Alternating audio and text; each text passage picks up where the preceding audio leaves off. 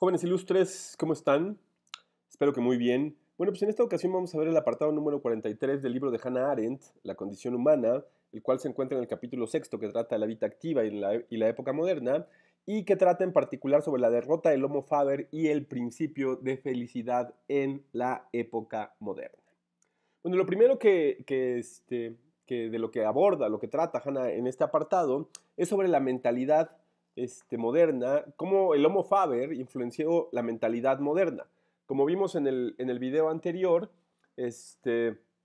al haber esta inversión dentro de la vida activa y al perder la contemplación, que era la manera en cómo los antiguos, los hombres de la antigüedad adquirían el conocimiento, debido a que la invención del telescopio hizo que ahora los hombres se dieran cuenta que sus sentidos los habían estado engañando y que era la producción de artefactos, era a través de la producción de artefactos como se podía alcanzar el conocimiento, pues el Homo Faber fue el hombre que hace, el que construye, fue el que tomó como el lugar preponderante dentro de la vida activa, ¿no?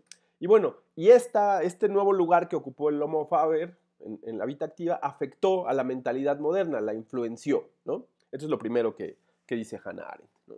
Y al respecto señala textualmente. Y, en efecto, entre las características sobresalientes de la época moderna desde su comienzo hasta nuestros días encontramos las actitudes típicas del Homo Faber. Su instrumentalización del mundo, su confianza en los útiles y en la productividad del fabricante de objetos artificiales, su confianza en la total categoría de los medios y fin, su convicción de que cualquier problema puede resolverse y de que toda motivación humana puede reducirse al principio de utilidad. Además, señala, su soberanía, que considera como material lo dado y cree que la naturaleza es un inmenso tejido del que podemos cortar lo que deseamos para coserlo a nuestro gusto, su ecuación de inteligencia con ingeniosidad, es decir, su desprecio por todo pensamiento que no se pueda considerar como el primer paso hacia la fabricación de objetos artificiales, en particular de útiles para fabricar útiles y para variar su fabricación indefinidamente. Por último, su lógica identificación de la fabricación con la acción. Es decir, estas características del Homo Faber, ¿no? que son la creación, que son producir, que son medios y fin. Bueno, yo voy a hacer esto porque tengo que producir algo, ¿no? Porque tengo que crear algo. Entonces, todo el conocimiento que no esté orientado hacia la fabricación de objetos, pues no, o sea, carece de sentido, carece de utilidad, que es el tema central, ¿no? Entonces, estas características del Homo Faber influenciaron la mentalidad moderna desde su inicio hasta nuestros días, ¿no? Y bueno, esta mentalidad moderna también se manifestó en la economía clásica, ¿no? Y respecto a este tema, Hannah Arendt señala, dicha mentalidad se encuentra en la economía clásica, cuyo modelo más elevado es la productividad y cuyo prejuicio contra las actividades no productivas es tan fuerte que incluso Marx pudo justificar su alegato en favor de la justicia para los trabajadores únicamente desfigurando la actividad laboral no productiva con el empleo de los términos trabajo y fabricación. Es decir, es tan marcada la influencia del Homo Faber que está hasta en Marx, o sea, está hasta en el tema de la defensa de los trabajadores, ¿no? Digamos, hay un prejuicio fundamental hacia las actividades no productivas, es decir, a las que no producen algo material, ¿no? También respecto a este tema, respecto al tema del valor y la devaluación, que eso también influyó porque, pues como los hombres están en la modernidad orientados a la creación de objetos, ¿no? Entonces, estos objetos que además se pueden mejorar, ¿no? que como vimos también en el apartado anterior, pues no necesariamente muchos de ellos eran producidos para un fin práctico, sino para un fin del experimento, produjo que los objetos se devaluaran, las cosas se devaluaran, ¿no?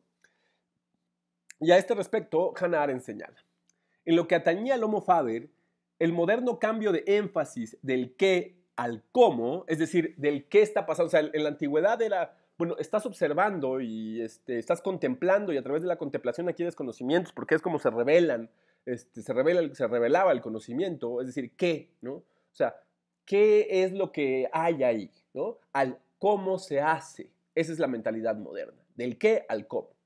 Entonces dice, en lo que atañía al Homo faber, el moderno cambio de énfasis del qué al cómo, de la propia cosa a su proceso de fabricación, o sea, es decir, del objeto en sí al proceso de fabricación, al cómo se hace ese objeto, no fue en modo alguno pura bendición. Privó al hombre constructor de esos modelos y mediciones permanentes y fijos, antes de la época moderna, que antes de la época moderna le habían servido de guía para su acción y de criterio para su juicio. Es decir, la producción de objetos en la antigüedad se basaba en la contemplación de la naturaleza, de lo que había, ¿no? Les puse el ejemplo de un arado. Bueno, pues si se va a arar la tierra, pues ¿qué podemos ver en la naturaleza? Que lo que hacían los hombres para construir el arado fue observar en la naturaleza qué era, cómo eran los instrumentos o las características, por ejemplo, de los animales que podían encajar sus pies, sus pezuñas, por ejemplo, en la tierra. ¿Cómo eran? ¿No? Eran afiladas, entonces a partir de eso se creaba el instrumento. Pues eso cambió. Ya no se necesitaban esos modelos y mediciones permanentes que existían en la naturaleza, porque ahora, ¿no? Como el caso del reloj, pues no había un reloj en la naturaleza que se pudiera imitar, ¿no? El reloj se construyó para medir el tiempo de un experimento, ¿no? Entonces le quitaron el guía y su acción de criterio y su juicio.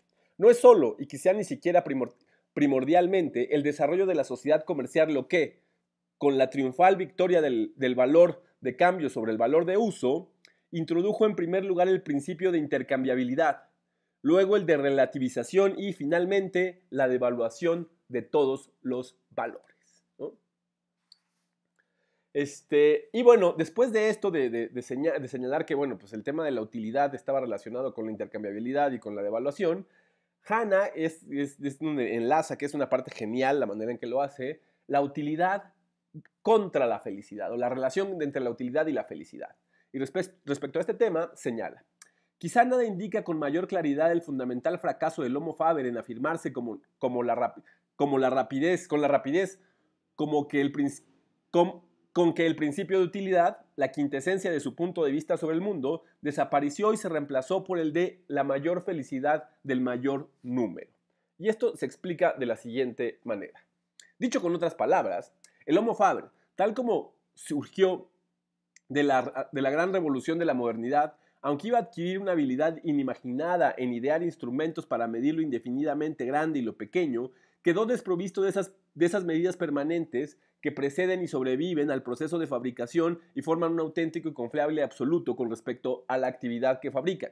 Su valor solo es secundario, y un mundo que no contiene valores fundamentales tampoco puede contener valores secundarios, ¿no? Entonces hay esta pérdida de valor y entonces lo que se empieza a medir, y esto está relacionado con la felicidad, es cuánta felicidad genera los objetos y cuánto dolor genera producir los objetos, ¿no? Entonces se empezó a crear casi como un índice de felicidad, ¿no? Y respecto a este tema señala, si en el contexto aplicamos el principio de utilidad, vemos que se refiere de modo primordial no a los objetos de uso, sino al proceso de producción. Ahora bien, lo que ayuda a estimular la productividad y disminuye el dolor y el esfuerzo es útil. Dicho con otras palabras, el modelo esencial de la medición no es la utilidad y el uso, sino la felicidad. Es decir, el grado de dolor y de placer experimentado en la producción o en el consumo de las cosas. Esto es brutal porque es como casi un índice, ¿no? ¿Cuánto dolor genera producir esto? ¿Y cuánto placer produce lo producido o genera lo producido, ¿no? Este fue como un debate que se empezó a generar en la modernidad. Y respecto a este tema, Hanna, respecto a esta onda del dolor y del placer, Hanna se refiere, por ejemplo, al hedonismo y al cambio que hay en la antigüedad. Y esta cita es realmente maravillosa. Dice, el principio de todo hedonismo, tal como vimos, no es el placer, sino la evitación del dolor. Y Hume, que a diferencia de Bentham, que es el cuate que decía lo del mayor dolor y placer, placer, la ecuación esta, fue un filósofo, sabía muy bien que quien desea hacer del placer el fin último de toda acción humana se ve obligado a admitir que sus verdaderas guías no son el placer sino el dolor, no el deseo sino el temor. Si uno pregunta por qué alguien desea la salud, la respuesta inmediata será porque la enfermedad es dolorosa, ¿no? Entonces, por ejemplo, con esto podemos explicar o entender por qué mucha gente, ¿no? Bueno, no sé si mucha gente, bueno, pero por qué hay personas que se vuelcan, por ejemplo, hacia el placer físico sexual, ¿no? Y esto está relacionado con un dolor interno, ¿no? Entonces, para aliviarse de ese dolor, al menos temporalmente o momentáneamente, se vuelcan hacia el placer físico, ¿no? ¿Por qué? Porque esta es la manera en cómo obvian un poco el dolor en el que viven, ¿no? Y bueno, respecto al último tema, sobre la felicidad en la época moderna, este tema que es el que desarrolla al final en el apartado, señala, mientras que los antiguos confiaron en la imaginación y en la memoria, en la imaginación de los dolores de los que se habían librado o en la memoria de pasados placeres en situaciones agudamente dolorosas, para convencerse de su felicidad, los modernos necesitaron el cálculo del placer o la puritana contaduría moral de méritos y transgresiones para llegar a cierta ilusoria certeza matemática de la felicidad o la salvación, ¿no? Que es un tema brutal que pasó en la modernidad. Pues bueno, jóvenes, esto ha sido todo por este video. Espero que les haya sido de utilidad. Cualquier duda, comentario, queja o sugerencia lo pueden dejar aquí abajito en los comentarios y con gusto lo atenderé. Pues bueno, esto ha sido todo. Espero que estén muy bien y hasta la próxima.